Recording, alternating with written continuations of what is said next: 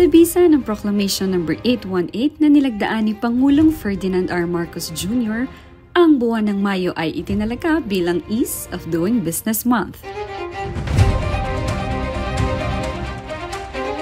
Ngayong taon, matagumpay nating naipagdiwang ang kauna-unahang EODB Month na may temang From Red Tape to Red Carpet, Better Business Movement in a Bagong Pilipinas.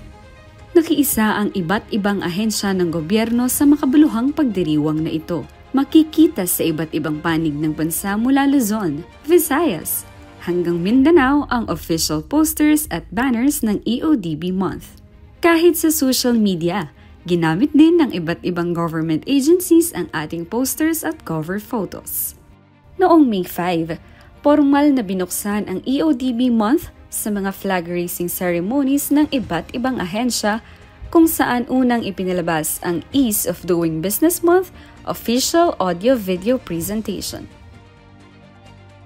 Upang ipaabot sa mas nakararami ang mga programa at gawain sa buwang ito, naging espesyal na panauhin sa Malacanang weekly press briefing si ARTA Secretary Ernesto V. Perez kasama si Undersecretary at Malacanang Press Officer Claire Castro. Sa unang pagkakataon ay pinakilala natin ang ARTACBO, Run for Better Business Movement noong May 11.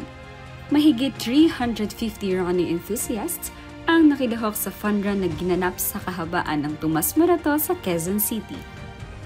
Hinikayat din ng ARTA ang publiko na lumahok sa poster making at reels making contest upang ipamalas ang pagiging malikhain sa pagsuporta sa laban kontra red tape. Simula May 13 hanggang May 15, nagsagawa ng nationwide government services inspection ang iba't ibang ahensya ng gobyerno sa pamamagitan ng kanilang Committee on Anti-Red Tape o CART para masiguro ang maayos na kalidad ng mga serbisyong ibinibigay ng gobyerno sa mga mamamayan. Ang Grand EODB Fair naman ay idinaos sa iba't ibang panig ng bansa upang mailapit ang mga serbisyo ng gobyerno sa mga mamamayan. Ito ay naisagawa sa tulong na rin ng 8 regional field offices ng ARTA. Ang paglunsad ng Philippine Ease of Doing Business Reform Guidebook noong May 22 ay naging isang mahalagang hakbang sa pagpapatibay ng mga mabuting regulasyon sa buong bansa.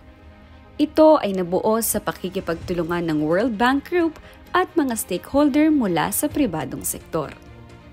Ipinagdiwang din natin ang ika-7 anibersaryo ng ARTA noong May 22 na may temang Building Bridges at 7, Moral and Digital Transformation for a Business-Ready Philippines.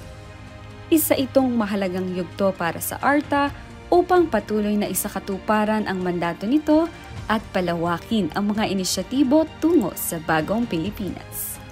Noong May 29, bilang bahagi ng mga inisyatiba upang mapabuti ang mga regulasyon sa bansa, pinangunahan ng ARTA, katuwang ang United Kingdom Government, ang Recognition and Engagement Forum para sa Philippine Good Regulatory Principles, Recognition and Awards Program. Kinilala rito ang mga ahensyang nanguna sa pagpapakita ng mahusay na pamamahala sa regulasyon sa pamamagitan ng pilot run ng PGRP-RAP. Marami na tayong napagtagumpayan, ngunit mas marami pa tayong mararating. Isang taus-pusong pasasalamat sa mga nakilahok sa unang Ease of Doing Business Month at naway patuloy nating suportahan ang ARTA para makamit ang better business movement sa bagong Pilipinas.